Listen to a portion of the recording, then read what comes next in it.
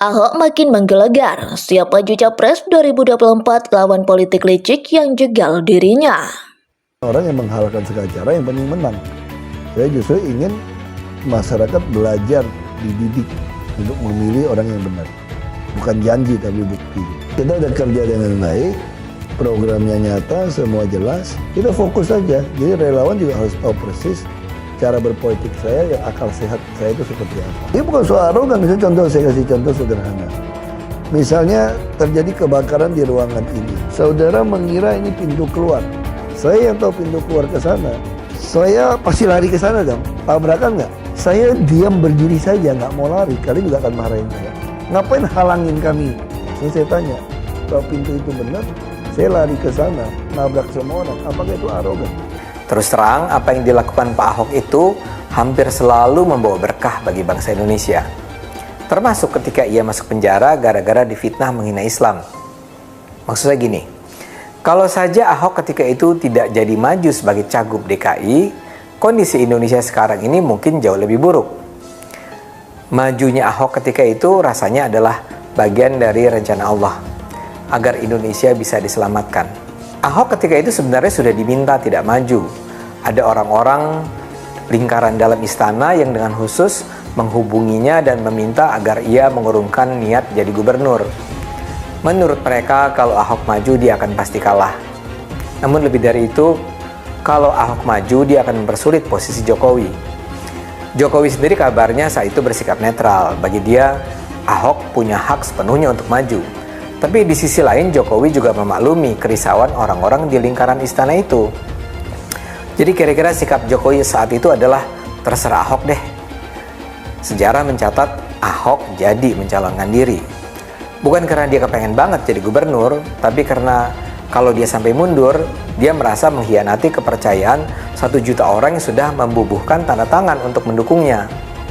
Mereka sudah kerja keras, masa tiba-tiba saja Ahok mundur dari pencalonan? Jadi niat Ahok mulia. Dia ingin menyelamatkan Jakarta dan dia tidak mau mengecewakan pendukungnya. Ahok jadi mencalonkan diri. Kalau saja Ahok mundur saat itu suasana Jakarta pasti tidak sepanas apa yang terjadi pada akhir 2016 itu. Dan sangat mungkin Ahok akhirnya tidak jadi diadili atau sekedar harus menjalani hukum percobaan. Tapi Ahok jadi maju, dia kalah, dan dia dipenjara. Nah sekarang kalau kita retrospeksi, majunya Ahok dan pemenjaraan terhadapnya bisa jadi memiliki berkah tersembunyi.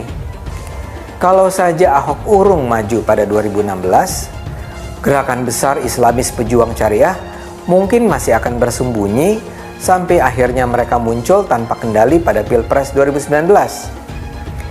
Kelahiran gerakan 212 dan kawan-kawannya pada 2016 adalah kelahiran prematur. Mereka terlalu cepat unjuk kekuatan. Kemunculan mereka pada 2016 menyebabkan kekuatan mereka dengan segera dapat diidentifikasi dan ditangani.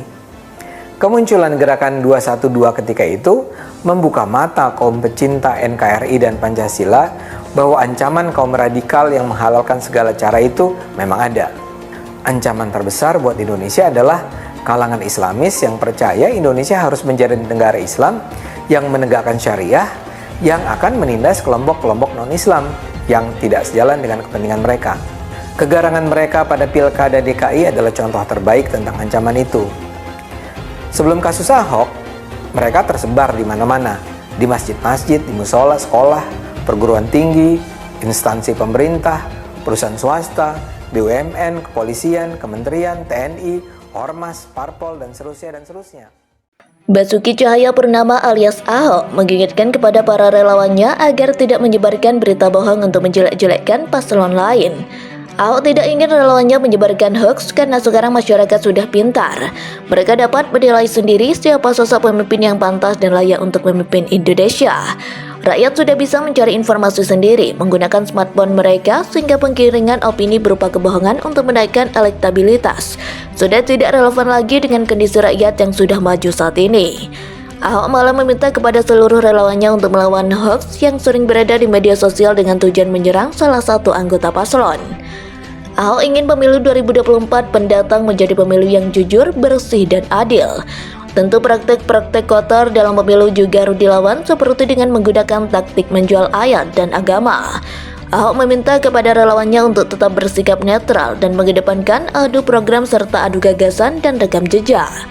Ahok sendiri menyebut bahwa dirinya saat ini masih menjabat sebagai komisaris utama di PT Pertamina. Meskipun dia tidak langsung ke pemerintahan sebagai wakil rakyat, tapi apa yang dilakukannya saat ini bisa memberikan dampak yang besar bagi ekonomi ratusan juta rakyat dan juga negara. Ahok mengaku dia akan fokus sama seperti Jokowi dengan mengedepankan slogan kerja yang dulu juga pernah digaungkan oleh Jokowi. Buat Ahok, kerja dengan tulus untuk kepentingan rakyat banyak adalah salah satu modal terbaik yang dimiliki oleh seorang paslon di pemilu. Jika rakyat bisa menikmati hasil kerja pejabat tersebut, maka kemungkinan besar orang tersebut akan dipilih rakyat pada saat pemilu.